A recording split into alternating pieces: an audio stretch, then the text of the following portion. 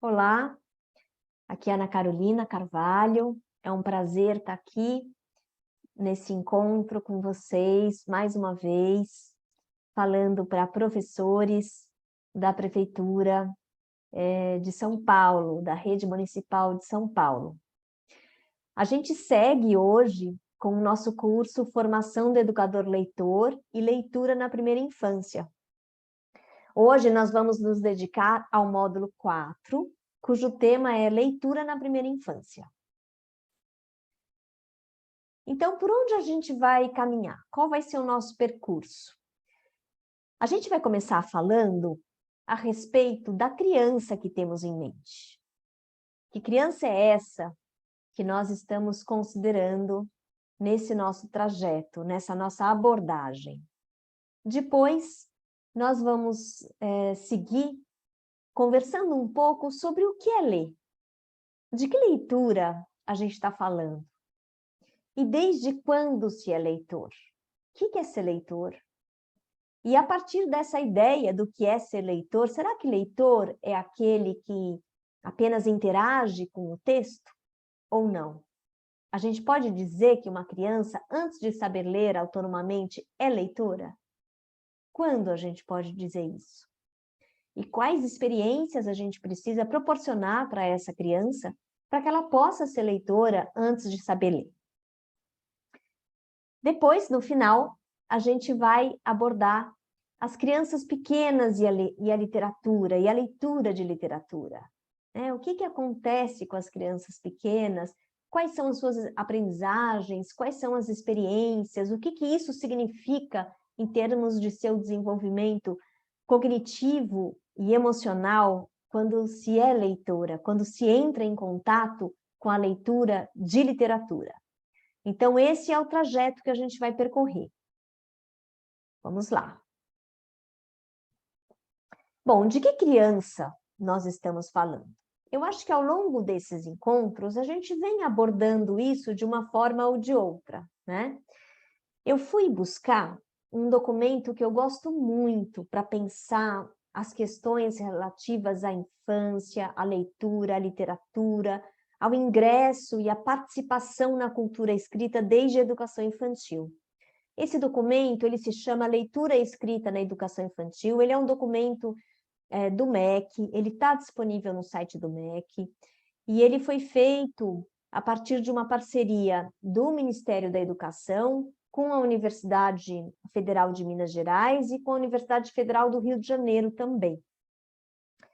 Então, eu recuperei um trechinho desse documento. Esse é uma coleção, né? São vários volumes, e eu estou no volume 5,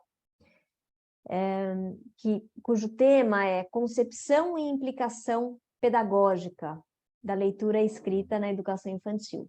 E eu recuperei um trechinho que diz assim: as crianças se constituem pelo olhar dos adultos, mas esses também se modificam pelo olhar do outro criança.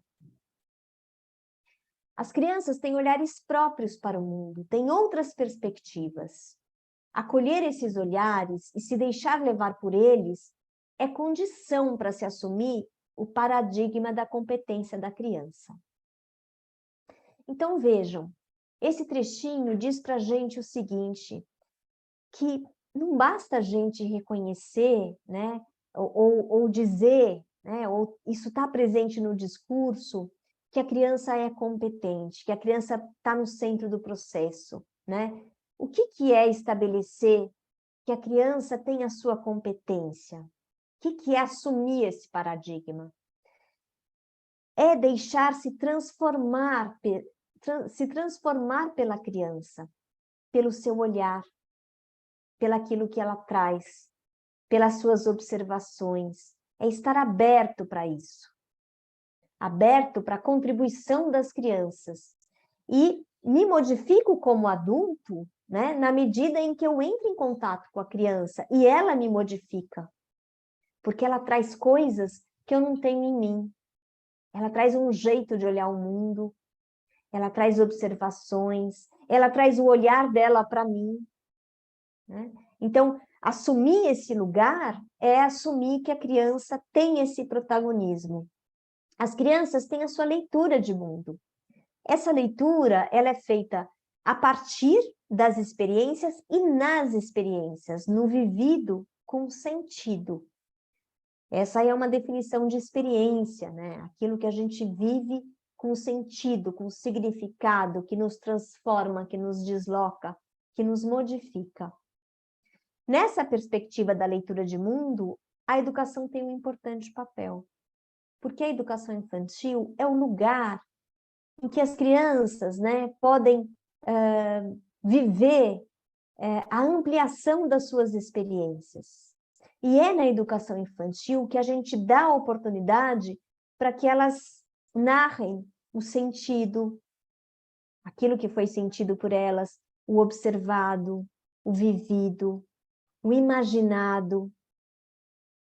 É também papel da educação infantil ampliar as referências culturais das crianças, de tal maneira que elas sejam capazes de dar continuidade com a leitura da palavra e de outras linguagens, né?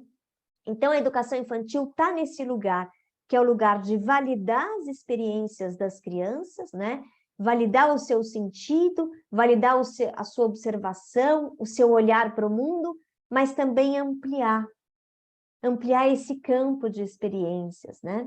E oferecer também lugar para que elas possam se narrar o vivido, narrar o imaginado, o sonhado, o observado, o pensado. Então, essa é a criança que a gente está falando, essa criança que modifica o mundo com o seu olhar, com as suas experiências, que tem a contribuir com o mundo. E essa é a escola também que a gente está falando, esse lugar que dá espaço para essa ampliação das experiências da criança, das experiências culturais, né, que essa criança tem direito, né, a viver, a entrar em contato, e também ser esse lugar onde essas experiências possam ser narradas. Bom, e aí a gente entra também nesse outro assunto, né? O que é ler? De que leitura a gente está falando, afinal? Bom, a gente parte do pressuposto que ler é muito mais do que decifrar um texto. E por isso que a gente pode dizer que sim, a criança é leitora muito antes de saber ler por conta própria, né? Muito antes de poder decifrar o texto, porque a leitura vai além disso. A leitura, ela não é, né, uma técnica simplesmente, puramente. A gente precisa dominar uma técnica para ler? Sim, a gente precisa, e para escrever também, né? Mas não é só isso. Ler é interagir com o texto, acionando conhecimentos, acionando as referências, acionando a nossa história leitora. Tudo isso está em jogo quando a gente interage com o texto. E sim, a criança pode ser leitora porque ela pode ter um mediador nessa interação com o texto. Mas ao ouvir uma história lida, por exemplo, pelo professor, a criança está sim acionando os seus conhecimentos para poder compreender aquela história, né? Buscando as referências que ela tem do gênero, daquele autor, das suas próprias experiências, daquilo que ela já leu, né? De histórias semelhantes, com o mesmo tema, com o mesmo personagem, né? De histórias que são narradas de maneira muito parecida, enfim, e por aí vai. Por isso que a gente diz que ler é encontrar um sentido, né? E pressupõe, portanto, um sujeito leitor. Nenhum leitor é igual ao outro, nenhuma leitura é igual à outra. Bom, isso não quer dizer que é um laissez-faire, que cada um lê do jeito que quiser, que cada um dá a interpretação que quiser. Porque aí tem um embate com o texto. O texto, ele se apresenta ao leitor. Ele está lá, ele tem a sua forma, né? Ele é constituído daquelas palavras, daquelas expressões, né? Ele tem ele é uno, como diz o Constantino Bertolo, o texto é uno, mas a leitura, não. A leitura é múltipla, porque ela é um processo autoral. Então, o texto está lá, a gente não pode negar o texto, né? Mas, diante daquele texto, como é que cada leitor se relaciona com ele? O que eu aciono quando eu leio, por exemplo, um conto de fadas do Italo Calvino? Um conto de fadas italiano, que é diferente, né? Mas tem coisas em comum com contos de fadas dos irmãos Grimm, por exemplo. Se eu já li os irmãos Grimm, certamente eu vou ler essa história com essas referências que eu tenho, né? E mais, a minha relação com essas histórias também vai estar presente nessa leitura. Por exemplo, de um conto do livro Fábulas Italianas do Italo Calvino. Eu vou trazer essa relação para essa leitura, né, atual. O texto, o Bartolomeu Campos de Queiroz, ele tem uma expressão muito bonita, né, que eu acho é muito poética, como era o seu jeito de escrever e o seu jeito de estar no mundo, né? O Bartolomeu Campos de Queiroz era um escritor mineiro, com vasta obra, vasta produção, tanto na literatura infantil quanto na literatura juvenil, né? Literatura para as crianças e literatura para os jovens, melhor dizendo. Ele tem uma frase muito bonita que ele diz o seguinte: o texto acorda paisagens no leitor onde o escritor nunca esteve. É bonito isso. E isso fala exatamente dessa relação, né? Porque o escritor é o autor do texto, ele fez aquele texto, né? Ele tinha uma intenção ao escrever aquele texto. Mas à medida em que esse texto chega no leitor, né? Ele vai despertar no leitor paisagens, memórias, conhecimentos, experiências, né? Que escapam ao escritor. O escritor nunca esteve naquela paisagem que o leitor está e que o leitor constrói quando ele lê o texto, né? É bonita essa imagem, né? Porque essa imagem ela fala, do meu ponto de vista, né? Ao mesmo tempo de uma comunicação, né? Porque o escritor se comunica com o leitor, né? Mas ao mesmo tempo fala de algo, né? Que é uma diferença que se instaura entre o leitor e o escritor, né? E a partir do texto, né? O texto, a leitura do texto, ela é sim bastante autoral, né? O leitor inventa um outro texto, né?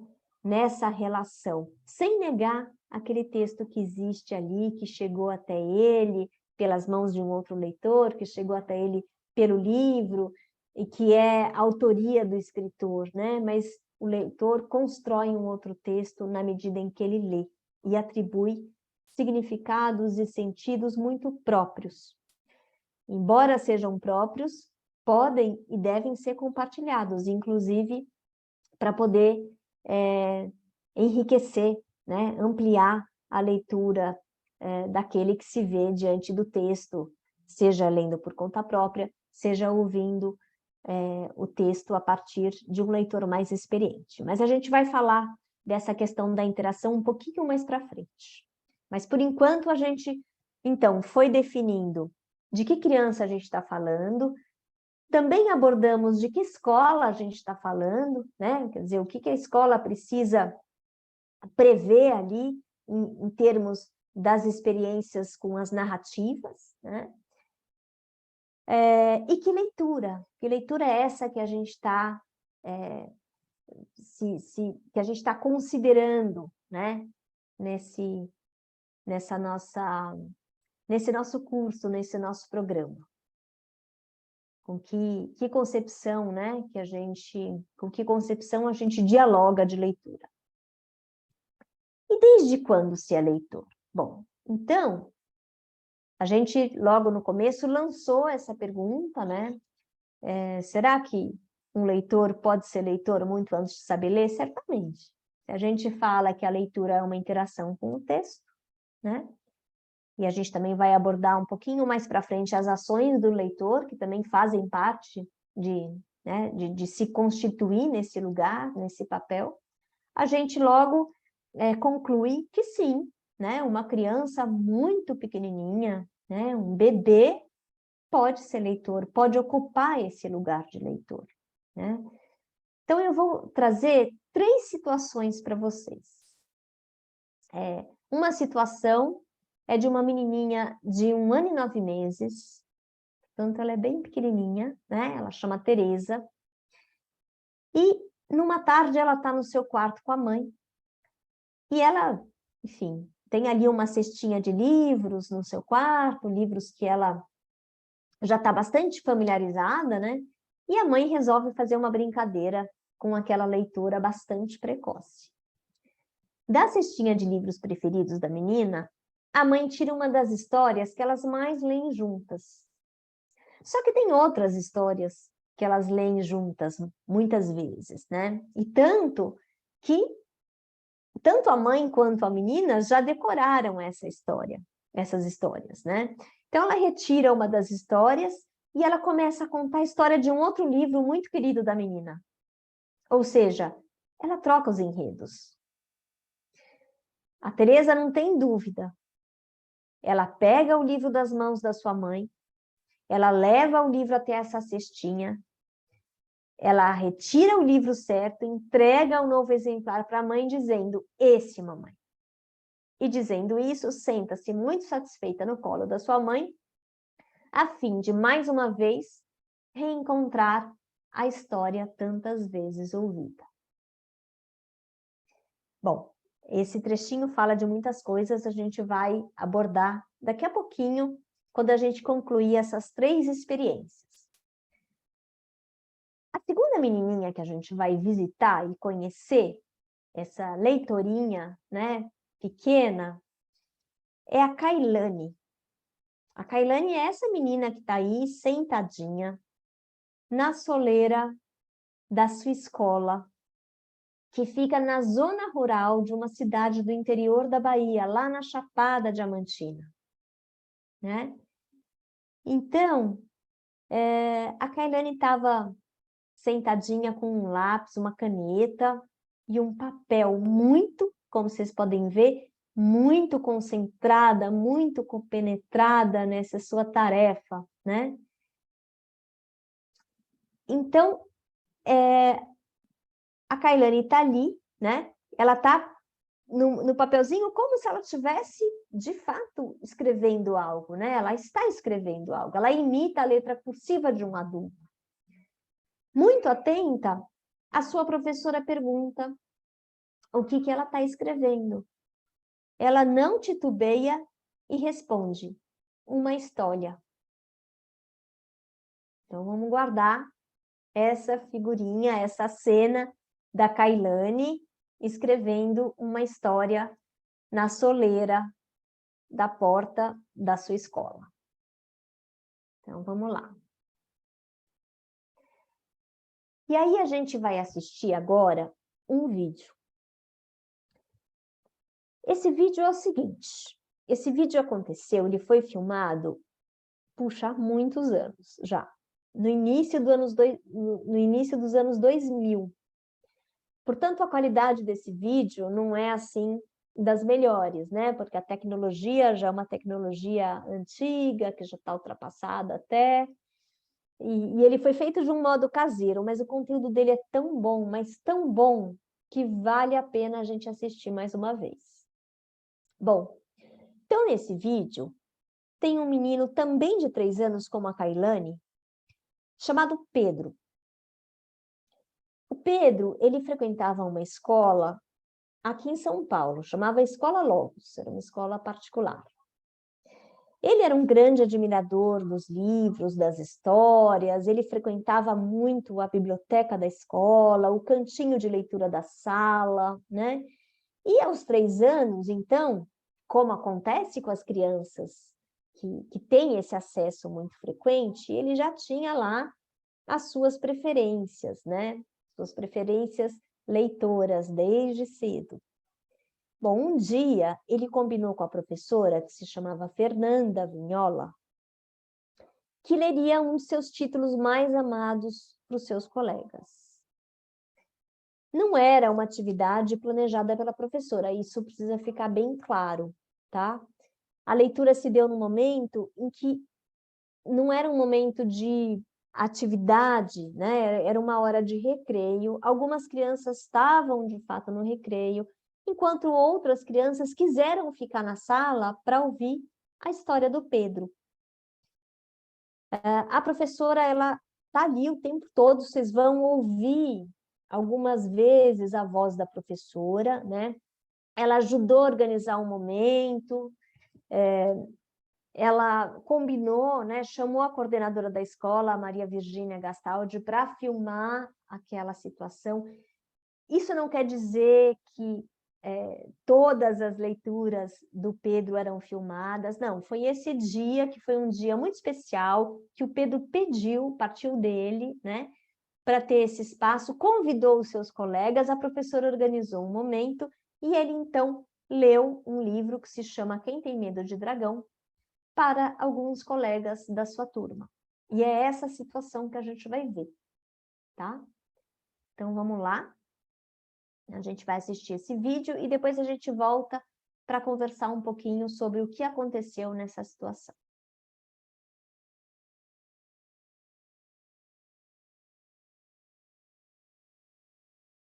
Tem um monte de dragão aí, de desenho de dragão.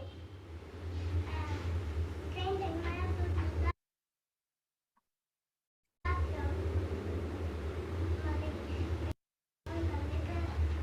Ela tá aqui, São Pedro.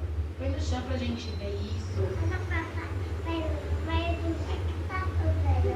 Tem um monte de dragão aí, de desenho de dragão.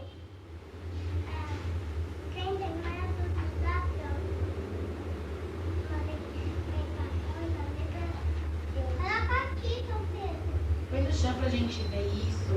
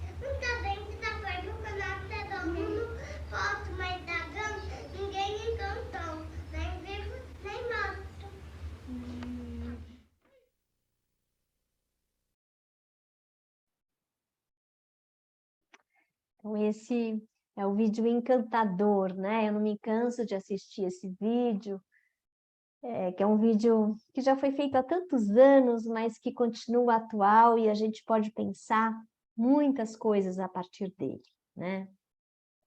E das situações que a gente leu antes do vídeo da Teresa e da Kailane, também a gente pode pensar muitas coisas. Bom, então eu queria lançar uma questão para vocês, que é, o que a gente pode dizer que aconteceu na vida de Teresa, de Kailane e de Pedro até esse dia relatado ou assistido? Quais experiências essas crianças devem ter tido com a leitura e com a literatura? O que sabem sobre o que é ser um leitor, mesmo que ainda não leiam por conta própria? Bom, muitas coisas, né?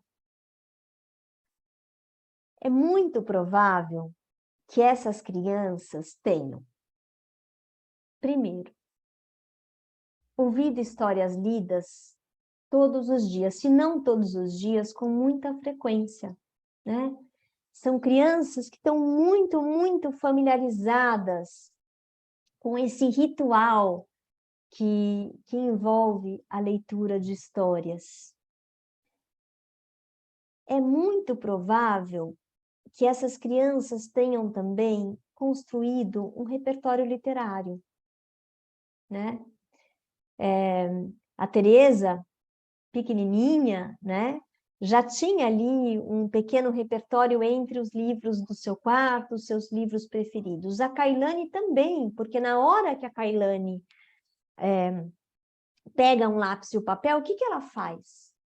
Ela escreve uma história, né? E para escrever uma história, para dizer que vai escrever essa história, ela precisa ter constituído um repertório.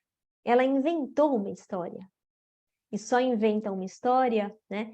Quem sabe que é possível inventar história, quem tem também elementos para inventar uma história, né? Quem já percebeu que as histórias falam da vida, então a gente pode narrar, né? Cenas, fatos, sensações, o vivido, experiências vividas, certo?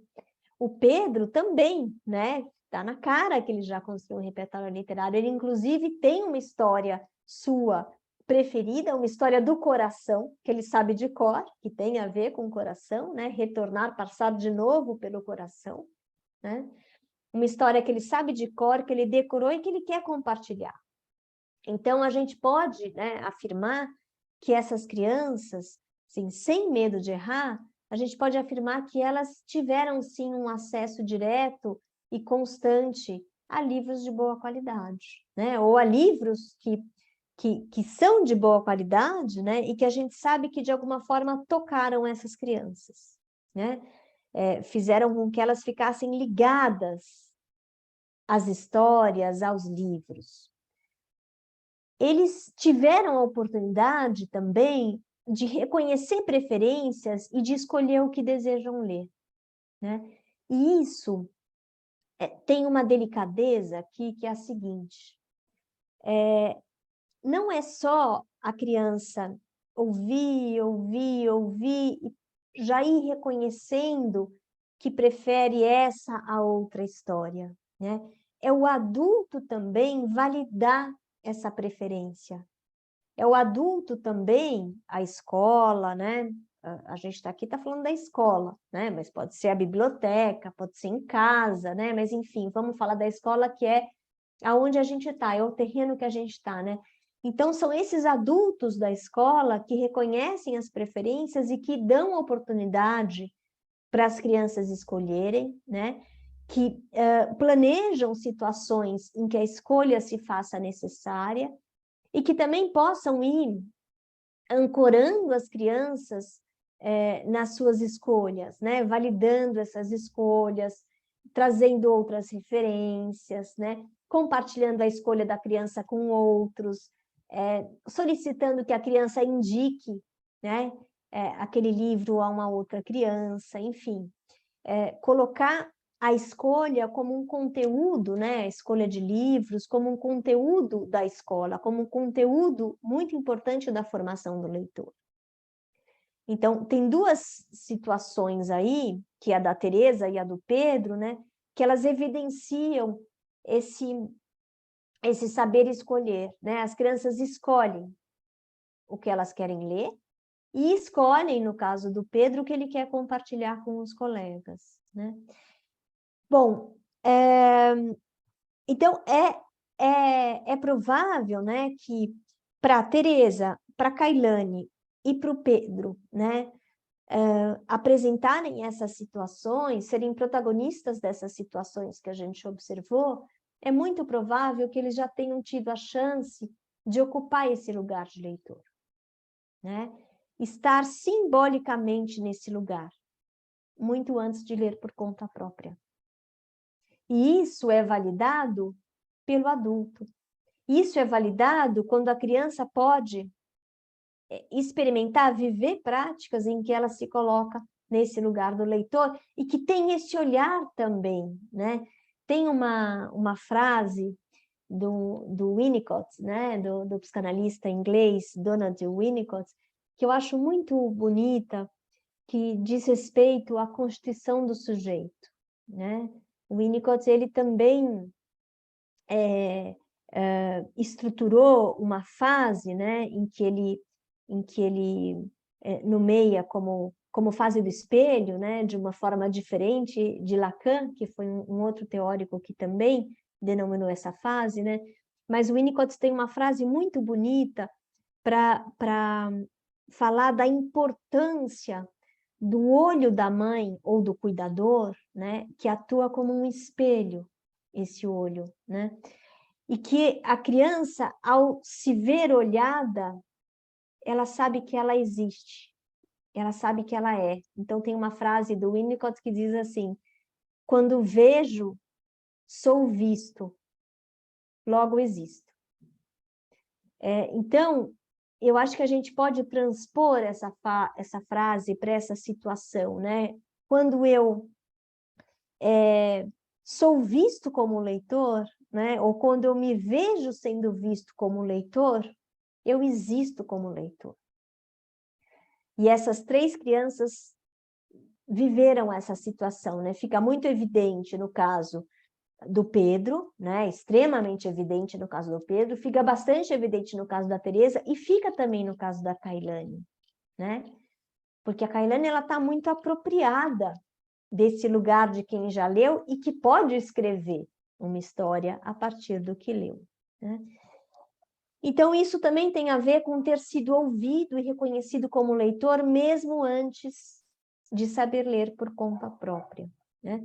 Com tudo isso, a gente vai observando que essas três crianças construíram uma história de proximidade e de afeto com a leitura e com a literatura, né?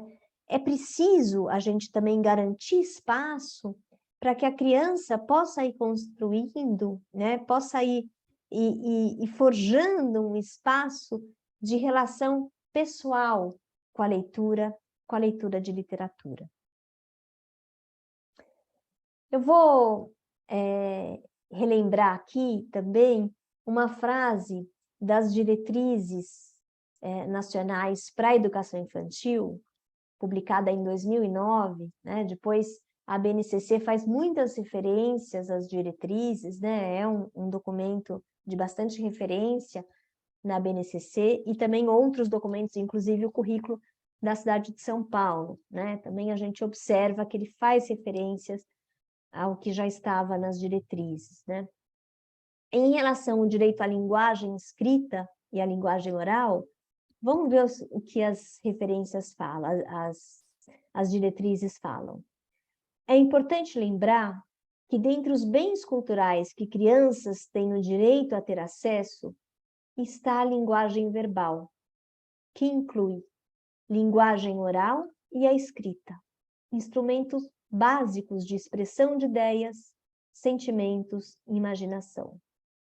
A aquisição da linguagem oral depende das possibilidades das crianças observarem e participarem cotidianamente de situações comunicativas diversas, onde podem comunicar-se, conversar, ouvir histórias, narrar, contar um fato, brincar com palavras, refletir e expressar seus próprios pontos de vista, diferenciar conceitos, ver interconexões e descobrir novos caminhos de entender o mundo. É um processo que precisa ser planejado e continuamente trabalhado. Bom, então, o que a gente observa aqui, né? A gente observa que esse direito à linguagem escrita e à linguagem oral, né, que tem a ver também com o direito à leitura, ele tem a ver com o direito de se inscrever no mundo, né? Um direito de se colocar, de comunicar, de se expressar. E o leitor, ele também se expressa, essa é a beleza também, né? Então, quando a criança pequena lê, ela encontra no texto, sim, né, uma fonte importante para se narrar, né? Ela entra em contato com a beleza da linguagem escrita, com a musicalidade da língua, com uma composição de palavras que, por causa dessa composição, dessa forma, né, é capaz de encantar, de causar medo, de causar riso, né? Ela se vê numa situação engraçada, né? Então, ela pode ter um leque aí, né? De sentimentos, né? E de reações, e isso é dado a partir daquela beleza da língua, né? E às vezes da composição da língua com a ilustração, né? Mas tem aí também, e acho que isso é muito bonito da leitura, né? Tem esse aspecto da leitura que é esse aspecto de se inscrever como leitor, né? O Pedro se inscreve como leitor na medida em que ele pode compartilhar com os seus colegas e com a sua professora, né, um texto que faz muito sentido para ele, um texto que o encantou, né? A Teresa também, né? Ela se expressa, né? Ela encontra uma possibilidade de se colocar no mundo como leitora a partir do texto que a encantou, né? Então, é bonito isso porque quando a gente é leitor, a gente também está se inscrevendo como leitor diante de nós mesmos e diante dos outros. Quando numa conversa eu expresso, né, eu consigo comunicar o que eu observei do texto, as minhas impressões, a minha opinião, né, em que ponto o texto me tocou, que relações que eu pude fazer a partir daquela história, eu também estou me inscrevendo como leitor no mundo.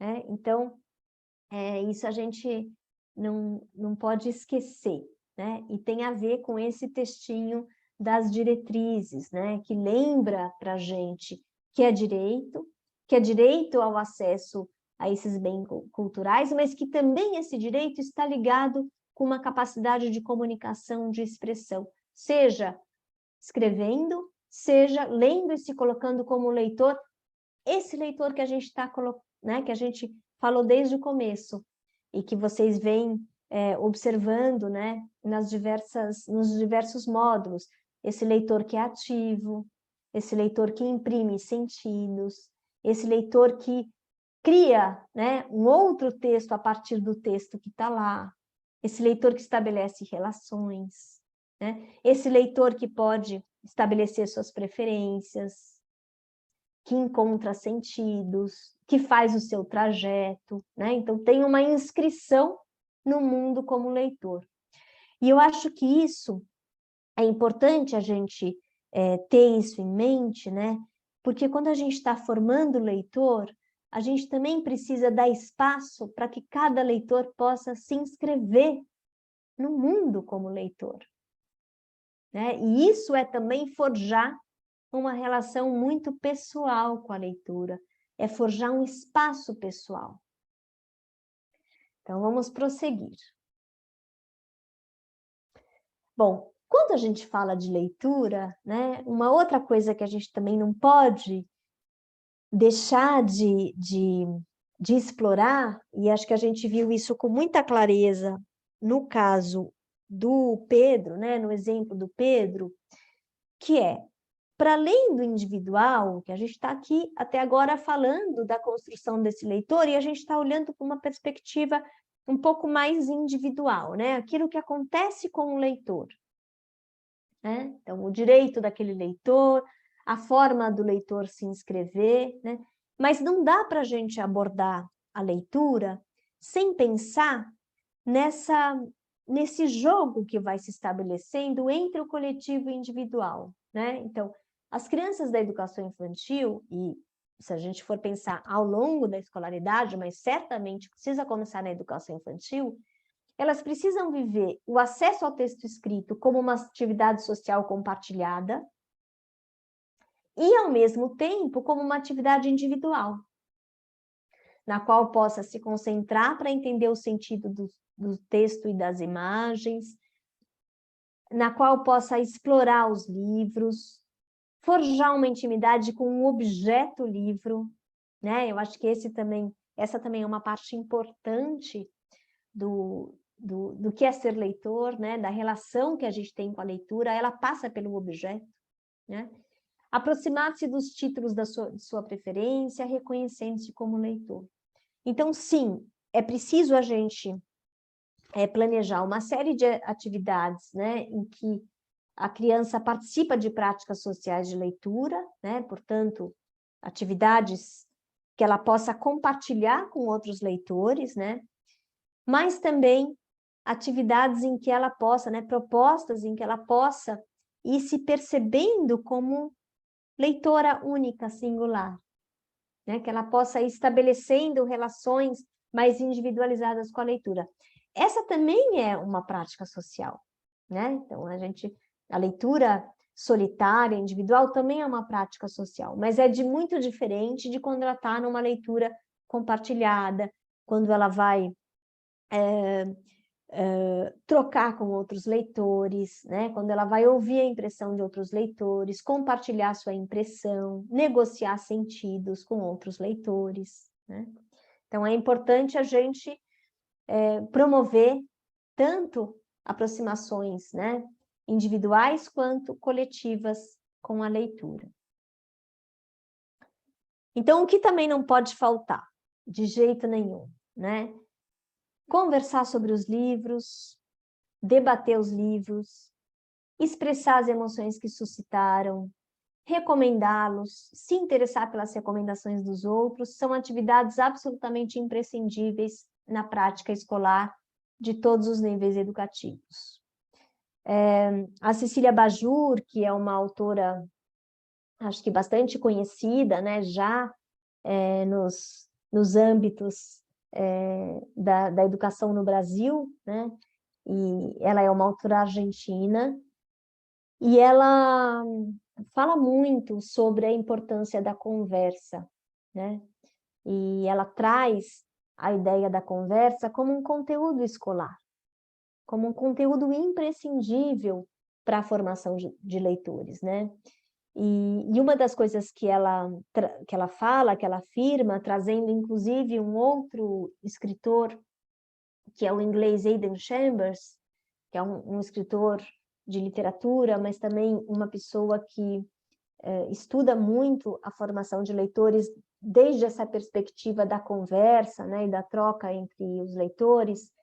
Então, algo que ela fala é que o ato de ler o ato de conversar é quase tão importante quanto o ato de ler, né? E que conversar sobre um texto é como se a gente estivesse fazendo uma outra leitura do texto, é como se a gente voltasse a ler aquele texto, né? Um outro aspecto é o quanto que ouvir um outro leitor enriquece o nosso olhar. Porque se a gente partiu do pressuposto, né, de que os leitores, o texto é uno, mas os leitores são múltiplos, né, e que eles atribuem sentidos desde o lugar em que eles estão, né, as suas histórias, as suas experiências, quem eles são, o momento em que leem, né? Então, a gente nunca vai ter o mesmo, olhares coincidentes para aquele texto, né? Então, ouvir o outro alimenta a leitura. Né? Então, essa conversa que acontece sobre o lido, né, ou em torno daquilo que foi lido, ela é uma conversa imprescindível, é um alimento imprescindível para a leitura, né, para que a leitura possa se enriquecer, para que a leitura possa ganhar, para que a minha leitura possa ganhar outros sentidos. Porque o leitor do meu lado vai se dar conta de coisas que eu não me dei, que passou desapercebido, né?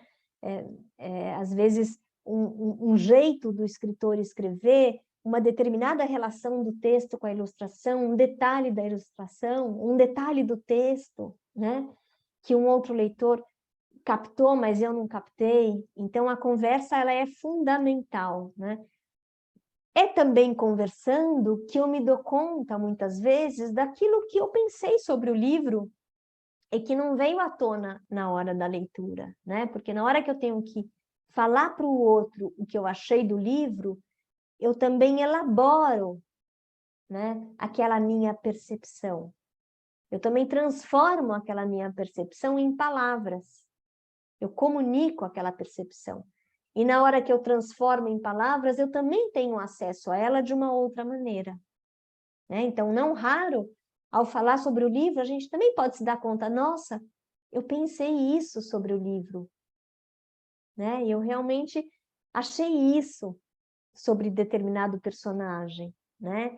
Eu observei isso sobre a forma do texto, sobre como, né, a forma do texto foi tão impactante para mim, porque ela me fez sentir de determinada maneira, dessa maneira que eu estou expressando para o outro, né?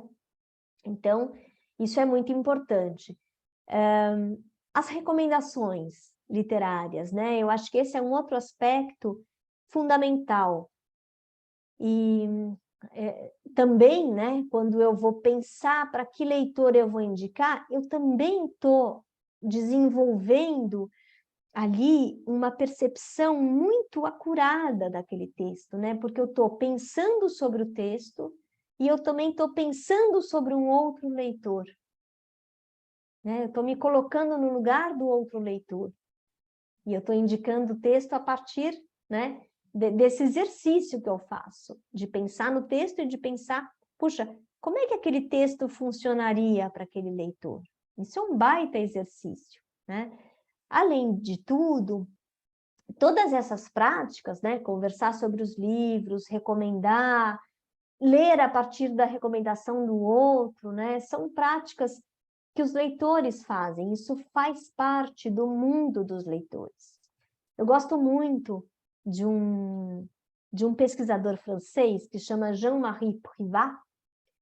Ele é um professor universitário, né, antropólogo, mas que estuda muito a questão da leitura e da formação de leitores. E ele fala algo muito interessante. Eu acho muito legal isso que ele fala. Porque ele compara o leitor ao pescador. Né? Então, ele diz assim, o leitor lê como o pescador pesca. Por que ele diz isso?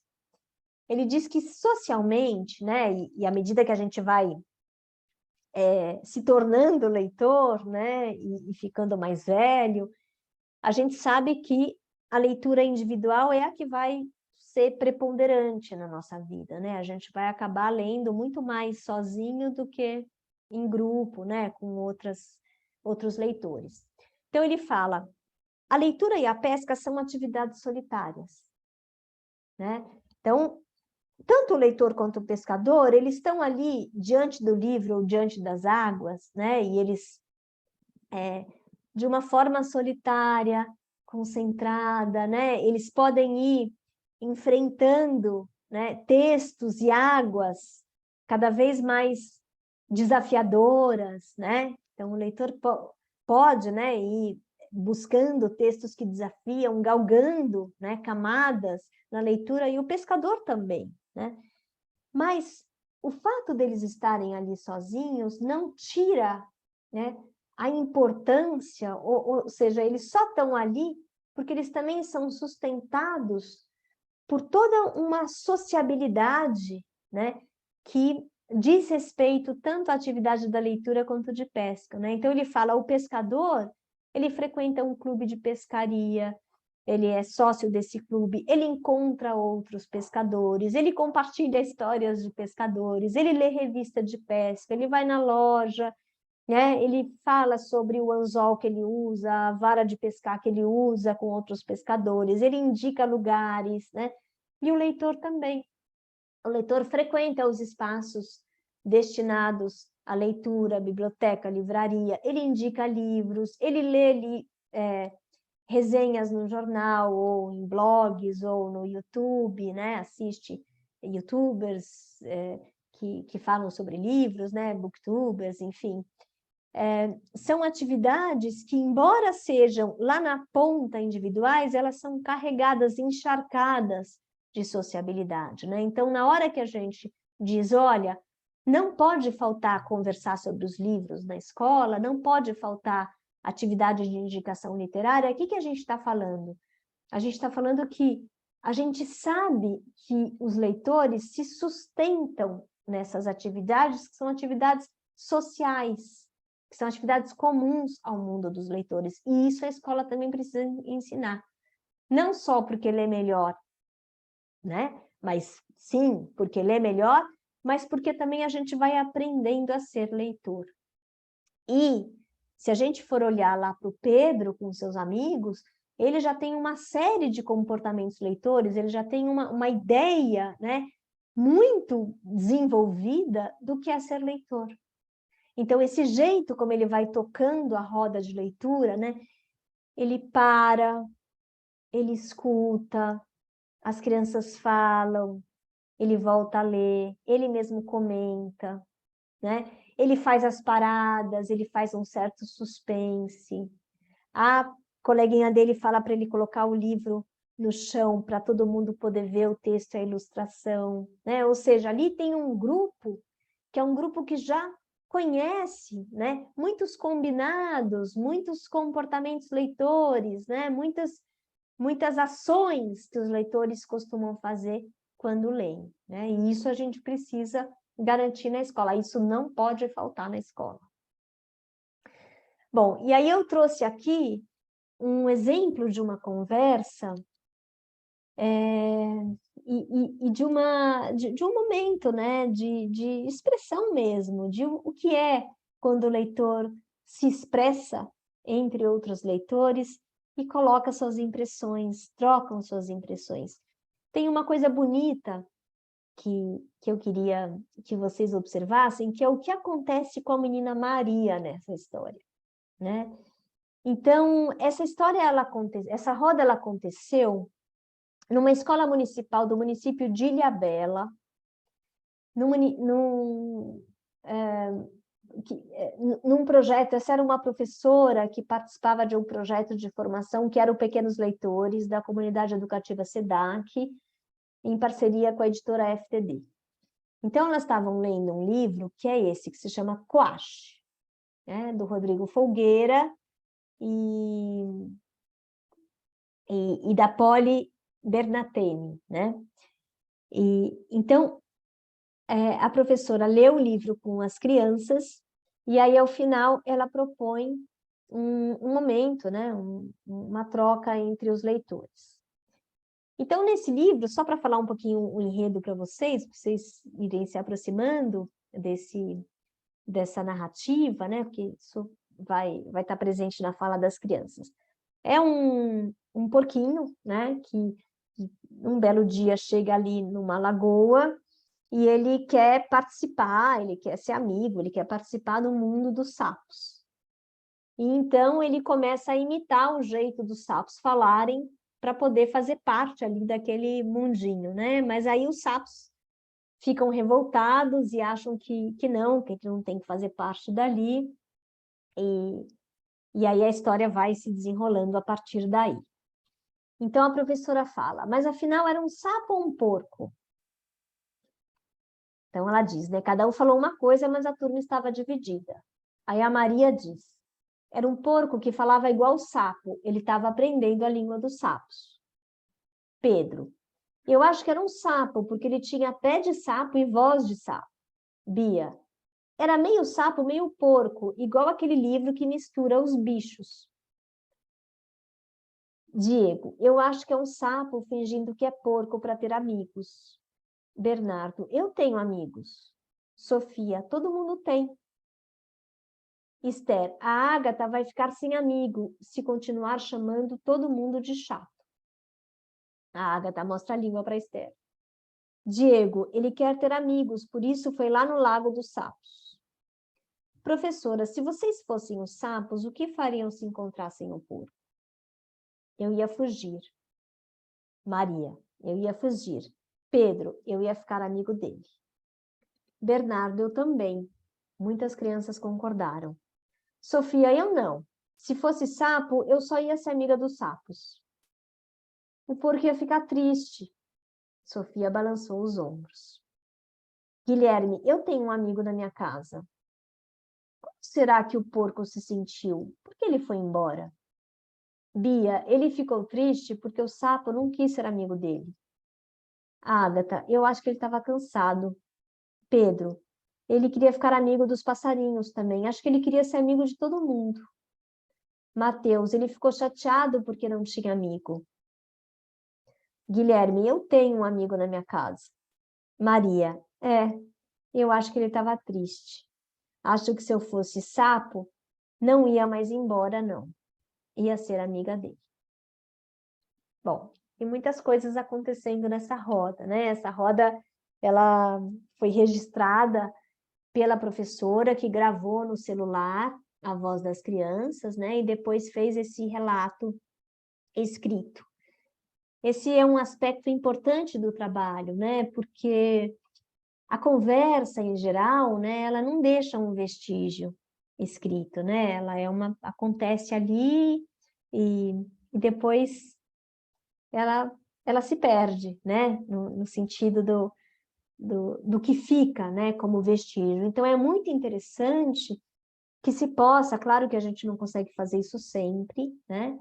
Mas que a gente possa registrar alguns momentos de conversa entre as crianças, né? Porque isso vai ser um instrumento importante para a gente pensar as nossas próprias intervenções, as aprendizagens das crianças, né? Então, a gente poder olhar para esses registros ao longo do tempo e como é que as crianças vão se colocando como leitoras, que relações elas fazem, o que elas vão aprendendo, né? Porque se a gente coloca, bom, a conversa é um conteúdo escolar, a gente também precisa imaginar que essa conversa, né, ela precisa ir também se aprofundando, se ampliando, né? Que as crianças aprendem a falar sobre o texto, né?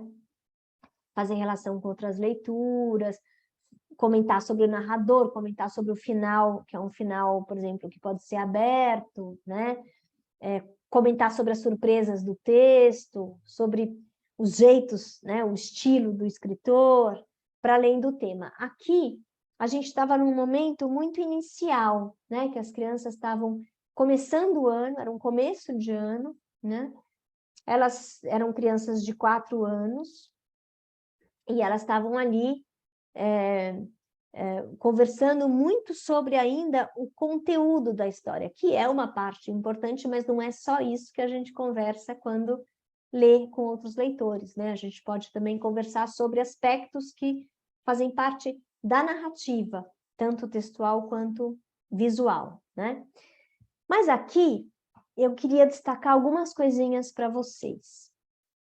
Em primeiro lugar, eu queria falar um pouquinho da postura da professora, né? Então, vocês observam que a professora, ela tem uma postura, né, de escuta, né, das crianças, mas ela tem aqui uma postura que é de lançar perguntas abertas, né? Perguntas, e quando a gente faz perguntas abertas, que recado que a gente dá para as crianças? A gente dá um recado de que as crianças podem falar o que pensaram, sobre determinada história ou leitura, né? Quer dizer, não tem um só jeito de olhar para aquela história, não tem um só jeito de pensar sobre aquela história, não tem uma única impressão que vale, né? Então, aí a gente vai também voltar para aquela ideia de criança protagonista que estava lá no começo da nossa fala, né? Então, a criança, olhar, considerar que a criança é protagonista, primeiro, dar esse lugar para a criança, né? E se modificar, né? Deixar que a criança produza transformações a partir daquilo que ela pensa, que ela observa, que ela fala. E aí tem uma coisa bonita também nessa roda, que eu falei para vocês prestarem atenção na Maria, né, no trajeto da Maria, porque tem uma mudança, tem um deslocamento desse leitor, né, ao ouvir a impressão de outros leitores. Então, a Maria começa ali falando, eu ia fugir, né, e no final ela fala, eu acho que ele estava triste, acho que se eu fosse sapo, não ia mais embora, não. Ia ser amiga dele. Né? Então, tem uma transformação da Maria, né? Que sai daquele lugar inicial e que muda o seu ponto de vista, que muda o seu olhar para a escola, para a história, né? Que muda o que ela pensou sobre aquele personagem principal, né? Então, tem algo aqui nessa roda que eu acho que, embora assim seja uma roda muito simples, né? Assim, não tem nada mirabolante acontecendo, mas tem um aspecto aqui muito interessante, que é essa troca entre leitores e como essa troca entre leitores provocou uma transformação numa das leitoras, né? Então, aqui tem um lugar da criança protagonista, aqui tem um lugar da professora que tem uma escuta, que dá esse espaço, que quer ouvir o que as crianças acham, né? E que por dar esse espaço, ela também propiciou, né, que houvesse ali um deslocamento, né, da Maria em relação ao que ela pensou sobre essa história lida. Então, esse é um exemplo de roda de conversa. Um outro aspecto que eu acho que a gente precisa trazer, e aí tanto na situação lá do Pedro quanto aqui, né, é a questão do tempo. A gente briga muito na escola com o tempo. Sempre falta tempo, né? A gente nunca tem tempo, a gente está sempre correndo, né? Atrás do tempo, brigando com ele, achando que ele é pouco, né? E eu acho que a gente não pode esquecer que ler toma tempo. E toma um tempo que nem sempre é aquele tempo cujo resultado, né, vai estar expresso num papel. Né? Porque uma coisa é a gente falar assim, bom, eu vou fazer uma proposta na escola e aí as crianças vão fazer um desenho, né? E aí o desenho está no papel, está lá no mural, e aí eu vou, bom, então, aqui, né, é como se a gente tivesse, de certa forma, que deixar, né, pistas de como a gente passou o tempo da escola, né? Quase como se a gente tivesse assim que prestar contas do tempo passado na escola. E eu acho que tem um aspecto da leitura que é aquele tempo em que, por exemplo, uma criança vive, né, entre as estantes da biblioteca para achar o que ela quer ler, ele é um tempo que foi empreendido naquela busca, que tem uma porção de aprendizagens ali naquela busca, né? Tem uma porção de conhecimentos que são acionados. O que eu já li, o que eu gosto de ler, que autor que é o meu preferido, qual é o gênero, né? Qual é o tema que me interessa, que meu amigo leu que me interessou, que eu quero buscar, né? Tem uma série de conhecimentos e aprendizagens ali e que não vão parar num mural como um vestígio daquele tempo que foi empreendido naquela busca.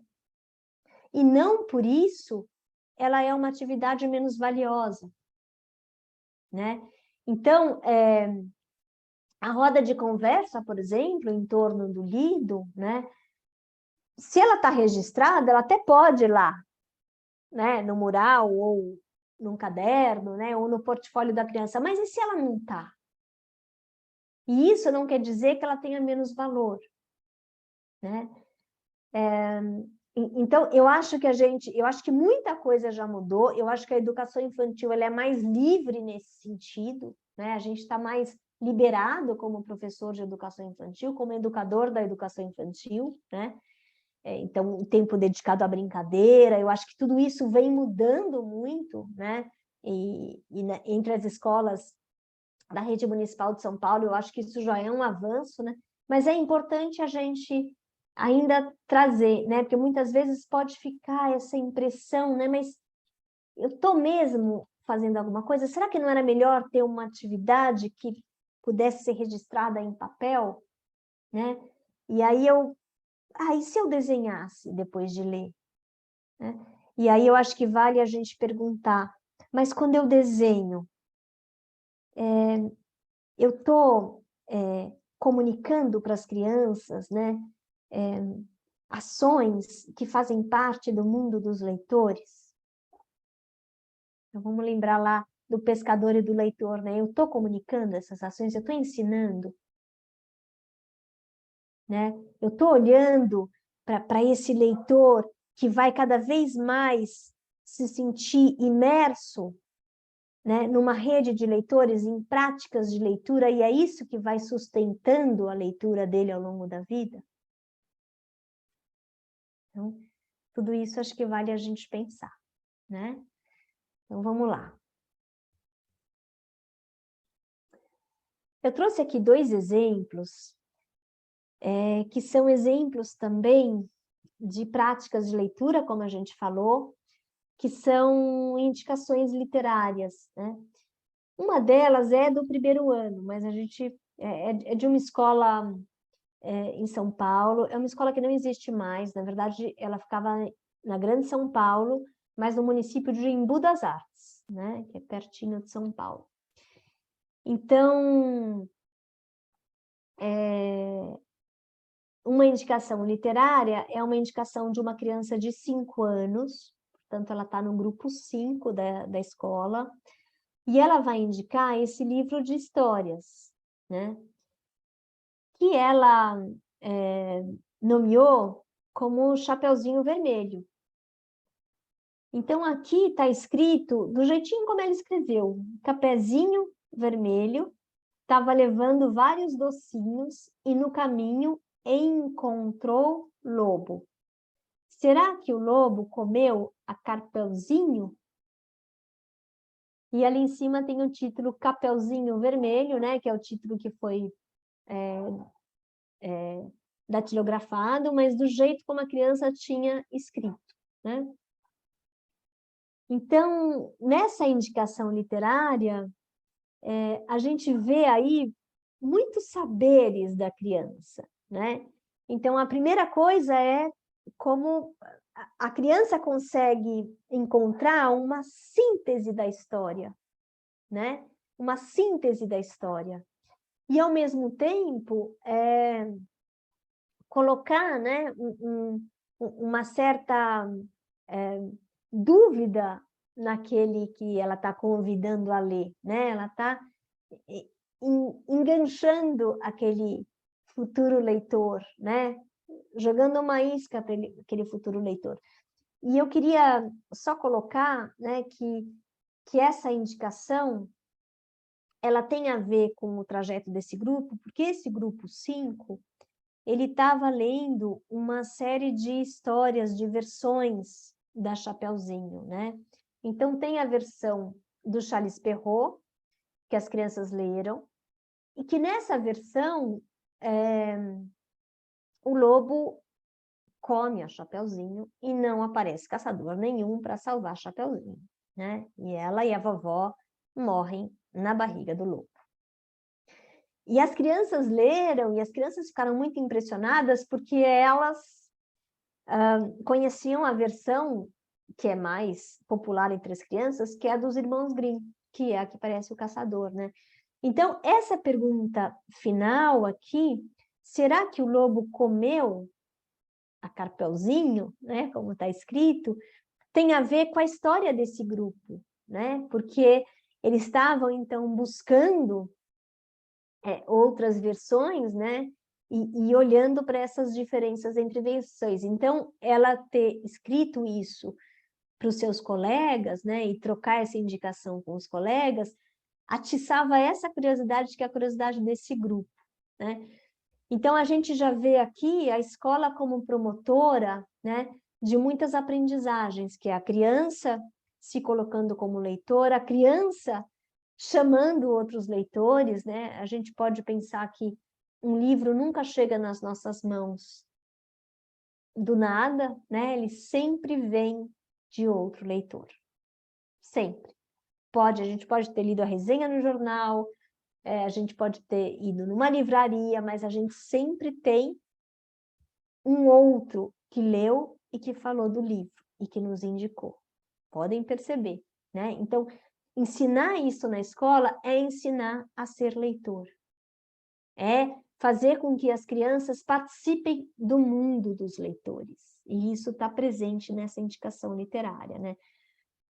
Além do que, a gente vê aqui a escrita e a leitura, né, como parte importante também da educação infantil, porque fazem parte do mundo das crianças, né? E do rol dos seus interesses, das suas curiosidades, do seu pensamento sobre o mundo, e também a possibilidade delas se expressarem na escrita e na leitura como leitora, porque ela também está se expressando como leitora, né? E aí eu trouxe uma indicação do primeiro ano, embora o primeiro ano já seja o ensino fundamental, a gente pode pensar, puxa, o que precisou acontecer até agora para que esse primeiro ano pudesse coletivamente escrever essa indicação literária, né? Uma outra coisa que a gente pode olhar é para esse trajeto, que é algo que a gente também precisa pensar ao longo da escolaridade, né? E ao longo da educação infantil, que são os livros que vão desafiando os leitores de diferentes maneiras, né? Então, Maré Baixa, Maré Alta, a Luísa fez um castelo usando conchas, algas e areia. Ela não sabia quem desmanchou o castelo. Essa história dá uma vontade de ir para a praia. Então, a gente observa aqui leitores se colocando muito pessoalmente, né, diante do livro lido, compartilhando essa impressão pessoal do leitor, né? Então, tem ali um enredo, né, que também consegue ir no âmago daquele enredo, né? Mas aí tem também esse se colocar muito pessoalmente como leitor, né? Enredar o outro leitor porque a gente se coloca, né? Porque o grupo pôde se colocar pessoalmente. Bom, então, eu queria, a gente aqui, vamos fazer uma retomada, né, do que a gente olhou até agora. Então, a gente falou da criança protagonista, a gente falou de que leitura estamos falando, a gente falou que escola é essa, né, que a gente... O que precisa acontecer na escola para promover, né, essa criança leitora, né, para que as crianças possam ir se constituindo como leitoras. Se constituir como leitoras, então, tem a ver com duas coisas. Uma com essa relação individual com a leitura, né, e outra, essa relação com outros leitores, essa participação em práticas de leitura. Então, a escola circulando entre forjar essa relação individual, mas também ir colocando as crianças, né, nessas práticas sociais. A gente está se aproximando já do final, e eu queria trazer outros dois aspectos que eu acho que são importantes da gente abordar, né? Já que estamos falando das crianças pequenas e da leitura e da literatura, né? Que além de interagir com o texto e aprender a ser leitor, exercitando suas práticas, o que mais uma criança aprende? Quais são as experiências que elas podem ter ao entrar em contato com a literatura? E aí eu trouxe duas autoras que eu acho que são autoras muito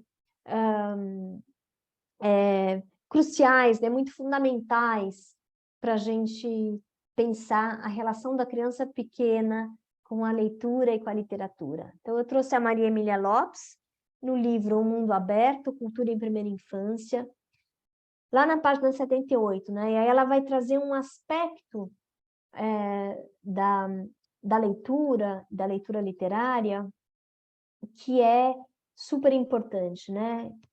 Que é como esse contato com os textos, com as histórias, com as narrativas, oferecem a base da experiência de pensamento, pela possibilidade de simbolização. Então, ela diz assim, sem brincar, sem cantar, sem ler ou ouvir histórias, é difícil enriquecer a capacidade de pensar. Que lugar conferimos à palavra lúdica e poética, à leitura e à presença dos livros na vida das crianças? É uma questão sobre a capacidade de pensamento de uma sociedade. Olha que sério isso, né? Por sua habilidade para inventar e reverter o estado das coisas. É muito bonito a gente pensar, né, que a imaginação, ela tem um lugar central na movimentação do mundo. As histórias têm a ver com a imaginação, né?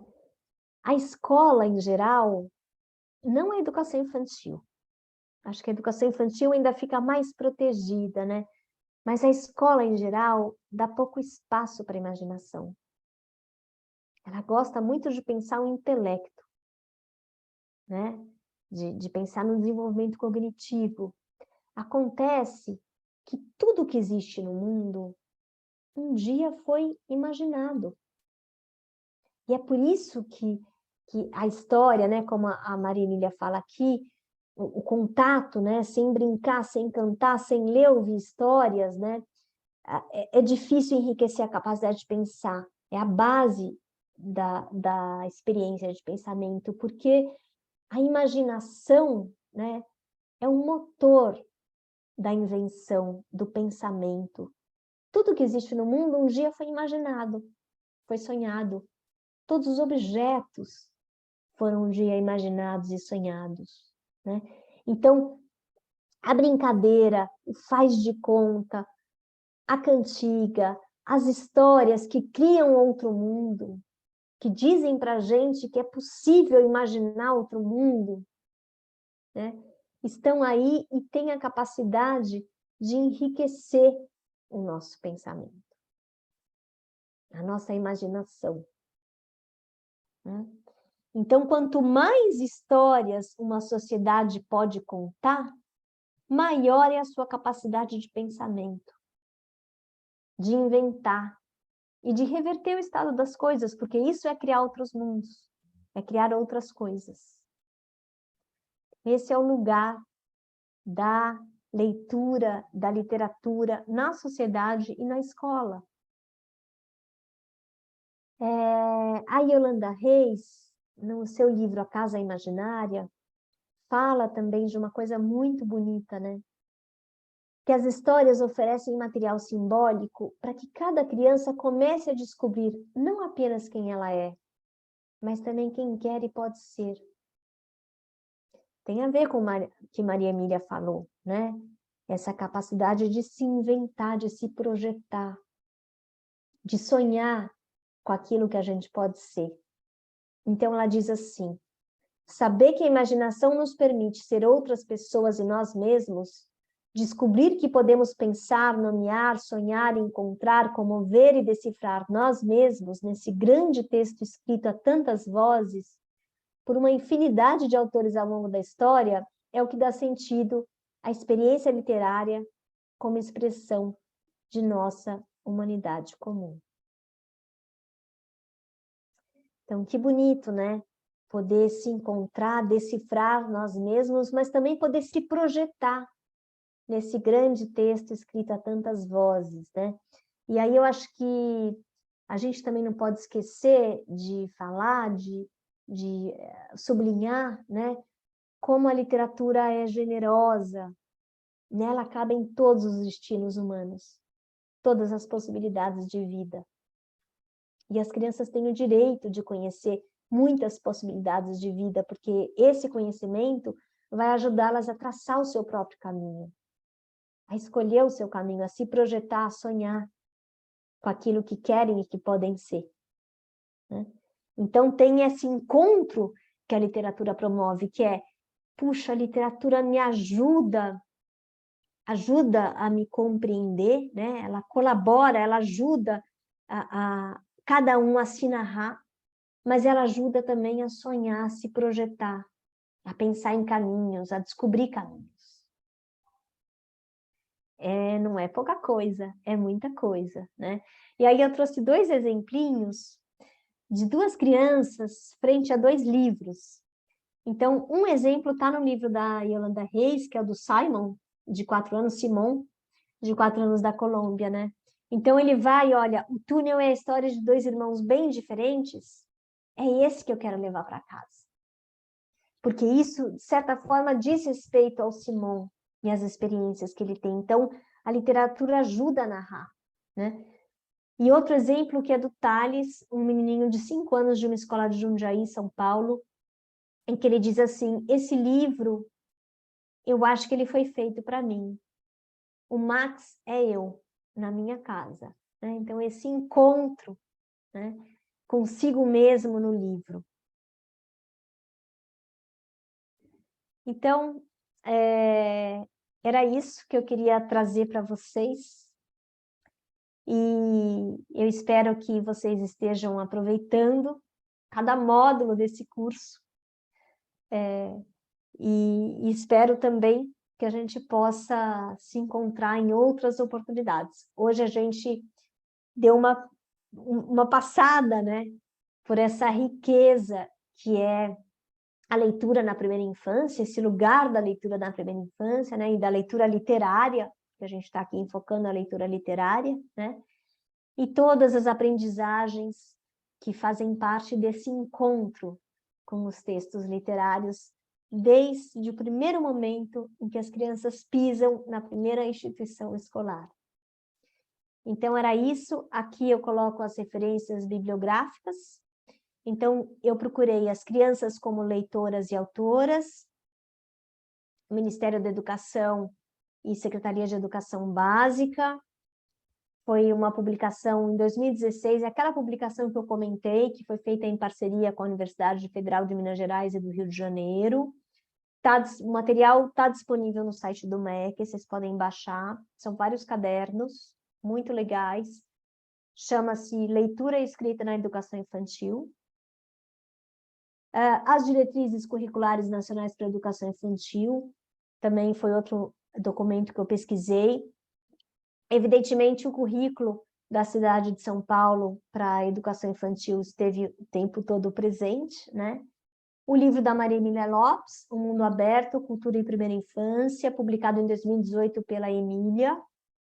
E o livro da Yolanda Reis, A Casa Imaginária, publicado em 2010 pela Global. Então, esse é um projeto do Instituto Emília, ele teve a curadoria e coordenação da Dolores Prades, o corpo docente Ana Carolina Carvalho, Anita Prades, Bárbara Passos, Dolores Prades e de Fonseca. Essas lindas ilustrações foram feitas pela Anita, que além de ser professora, também é uma autora e uma ilustradora, e a identidade visual ficou por conta da Júlia Petit. Então é isso, um prazer poder falar com vocês e até a próxima.